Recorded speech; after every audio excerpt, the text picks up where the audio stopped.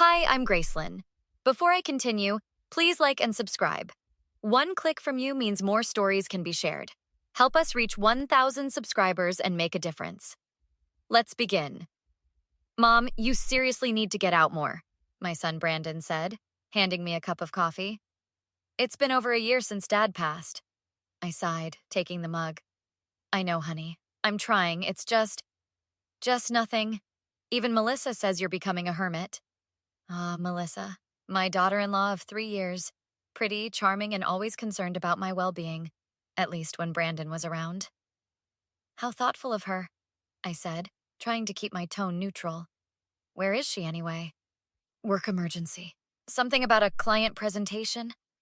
Brandon checked his watch. She's been putting in crazy hours lately. I nodded, not mentioning I'd seen Melissa's car at the mall yesterday when she was supposedly working late. Brandon was too trusting, just like his father. Listen, Brandon continued. We're having dinner at Riverview tomorrow. Nothing fancy, just casual. Melissa's invited her friend Kate and her new boyfriend. You should join us. I don't want to intrude on your double date. It's not a double date if my mother is there, he laughed. Besides, Kate's been wanting to meet you. She's an interior designer. Might give you ideas for redecorating. After Richard died of a heart attack last year, I'd been talking about renovating my house. But something always held me back. Maybe it was because every corner held memories of our 35 years together. Fine, I relented. What time? 6:30. And Mom? Wear something nice. After Brandon left, I wandered into Richard's study. I'd kept it exactly as he left it. His reading glasses still perched on top of a medical journal, his favorite pen beside his notepad. As a retired cardiologist, Richard had maintained connections with his former colleagues and still kept up with advances in his field. I picked up his phone charger, still plugged into the wall. Richard had been meticulous about keeping his devices charged. A doctor's phone is never supposed to die, he always said. My finger traced the edge of his desk. We'd had such plans for retirement, traveling, visiting grandkids we hoped Brandon and Melissa would give us. Now it was just me, alone with suspicions I couldn't voice to my son. Riverview Restaurant sat alongside the city's winding river, its patio tables offering a picturesque view of the water. I spotted Brandon waving from a table where he sat with Melissa and 2 others. Mom, you made it! Brandon stood to hug me. You look great. I'd chosen a simple navy dress, one Richard had always liked. This is Kate, Melissa said, gesturing to a stylish woman with auburn hair. And her boyfriend, James. James stood to shake my hand. Pleasure to meet you, Mrs. Bennett. Melissa and Brandon speak highly of you. Something about his voice seemed familiar, but I couldn't place it. Please, call me Gracelyn, I said, taking a seat between Brandon and Kate. The conversation flowed easily through appetizers. Kate was indeed an interior designer with her own small firm. James worked in finance, something with investments that sounded impressive but vague. So, Gracelyn, Kate said, Melissa mentioned you're thinking of redecorating? I'd love to help if you're interested. That's kind of you. I'm still deciding what changes to make. Mom's having trouble letting go of Dad's things, Brandon explained, reaching for my hand. I understand completely, James said. Losing someone close is devastating. My father passed when I was in college. It took my mother years before she could even look at his photographs. His sympathetic tone seemed practiced, and I noticed he hadn't touched his wine all evening. How long have you 2 been dating? I asked, changing the subject. About 3 months, Kate answered, smiling at James. We met at a charity event. James is so generous with donations, Melissa added quickly. Too quickly. During dessert, Melissa's phone lit up on the table. For a brief moment, I glimpsed the caller ID. Richard. My heart stopped. Excuse me, Melissa said, grabbing her phone and hurrying toward the restrooms. Everything okay? Brandon asked when she returned several minutes later. Just work, she said, avoiding my gaze. Nothing important. The rest of dinner passed in a blur. My mind raced with possibilities, each more disturbing than the last.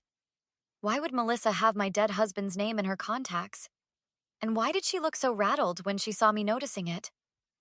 On the drive home, I called my oldest friend, Sandra. "That's bizarre," she said after I explained. "Maybe it's a different Richard?" "Maybe," I said, unconvinced. "But you should have seen her face, Sandra. She looked terrified when she realized I'd seen the name." "What are you thinking? That Melissa and your Richard were involved?" I swallowed hard. I don't know what to think, but I'm going to find out. The following Tuesday, I invited Melissa for lunch, claiming I wanted her opinion on some renovation ideas. To my surprise, she agreed. We met at a small cafe near her office. Melissa seemed tense, checking her phone frequently. "Everything all right?" I asked, stirring my tea. "Fine, just busy at work. What did you want to discuss about the house?" "Actually, I wanted to ask about something else." I kept my voice casual. "At dinner the other night, I noticed a call came in on your phone from someone named Richard." Her face paled. "Oh, that's my colleague, Richard Thomas. We're working on a project together." "Really? Because you told Brandon it was work, but not specifically who it was." "Did I? I don't remember." She laughed nervously. "It wasn't important." "Melissa, I may be old, but I'm not stupid. Why do you have a contact with my husband's name?" She stared at her salad. "You're imagining things, Gracelyn. Maybe you saw something else. It was probably Ricardo. That's our client." I decided not to push further. My mistake, then. Now, about those renovation ideas. As we parted ways, I said, "Oh, by the way, I found some of Richard's old papers that might have tax implications for Brandon. Could you stop by tomorrow evening to look at them? I'd rather not bother him with it if it's nothing." "Sure," she agreed too readily. "Around 7?" That evening, I called Diane, Richard's former nurse from his cardiology practice. "Gracelyn, how are you holding up?" "As well as can be expected. Listen, Diane, I need to ask you something. Confidential." "Of course. Anything." "Did Richard ever mention having problems with our daughter-in-law, Melissa?" A pause. "What kind of problems?" "Any kind. I'm trying to piece something together." Diane hesitated. "He mentioned once that she'd called the office several times, asking about patient information. Said it was for Brandon. But when Richard checked with him, Brandon knew nothing about it. Richard was troubled by it, medical ethics and all." "When was this?" "Maybe 6, 7 months before he passed. He didn't bring it up again, so I assumed it was resolved." My mind whirled with this new information. "Thank you, Diane. One more thing. Do you still have access to Richard's medical records or appointments?" "No, but Dr. Patterson took over his patients." "Why?" "Just curious about something. Would you mind putting me in touch with him?" The next evening, Melissa arrived promptly at 7, dressed in her work clothes but with freshly applied makeup. "Come in," I said. "The papers are in Richard's study." She followed me down the hallway, her heels clicking on the hardwood floors. When we entered the study, I noticed her eyes darting around, taking in the untouched state of the room. "It's exactly as he left it," I explained, sitting behind Richard's desk.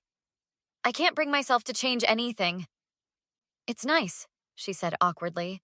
"Very scholarly." Richard was meticulous about his records. Everything labeled, organized. I opened a drawer and pulled out a folder, including his appointment calendar and contacts. Melissa shifted in her seat. "Where are the tax papers?" "There aren't any." I closed the drawer. "I wanted to talk to you privately, about your relationship with my husband." Her eyes widened. "I don't know what you're—" "Stop." I held up my hand. "I spoke with Diane from Richard's practice, and Dr. Patterson. Imagine my surprise when he told me that in the months before Richard's death, he prescribed medication for my husband's arrhythmia. Medication I never saw Richard take." "What does that have to do with me?"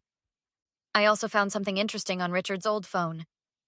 I pulled out his smartphone, which I'd charged the night before. "Several text exchanges with you, arranging meetings without Brandon's knowledge." Her face hardened. "You're jumping to conclusions. Am I? Then explain why, 3 days before he died, Richard withdrew $10,000 from our savings account. Money that's never been accounted for. Melissa stood abruptly. This is ridiculous. I don't have to listen to these accusations. Sit down, I said firmly. I'm not finished. I also found this. I pulled out a small notebook from the desk drawer. Richard kept notes about his concerns that someone was tampering with his medication. He suspected someone was replacing his heart medication with look-alike pills. This was a bluff. I'd found no such notebook. But the flash of panic in Melissa's eyes told me everything. You can't prove anything, she whispered. Maybe not yet, but Brandon deserves to know what kind of woman he married. Unless what? I leaned forward. Unless you tell me everything, now. For a moment, I thought she might refuse. Then she sank back into the chair. It wasn't supposed to go that far, she began, her voice hollow.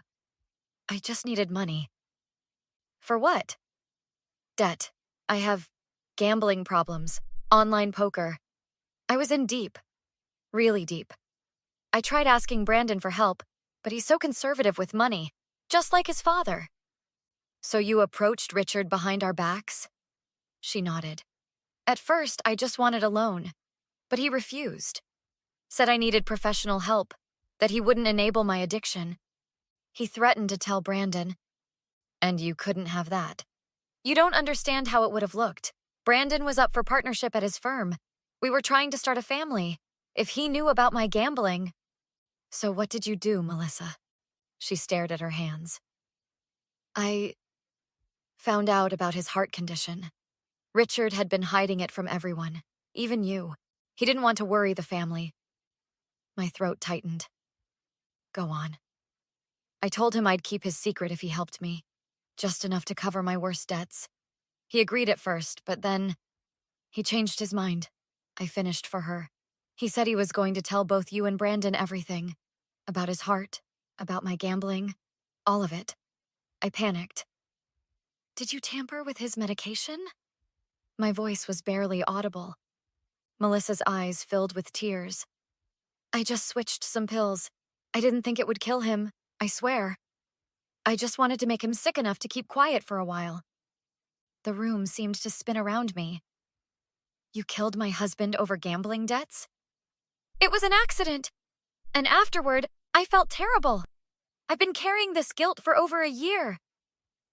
That's why you've been so attentive to me? Guilt? She wiped her eyes. Partly. And partly, I was afraid you might find something. Like you have. And the call from Richard at dinner? That was James. He's not really Kate's boyfriend. He's my gambling sponsor. I saved his number under Richard's name so Brandon wouldn't get suspicious about why I was talking to another man. I stood up, steadier than I felt.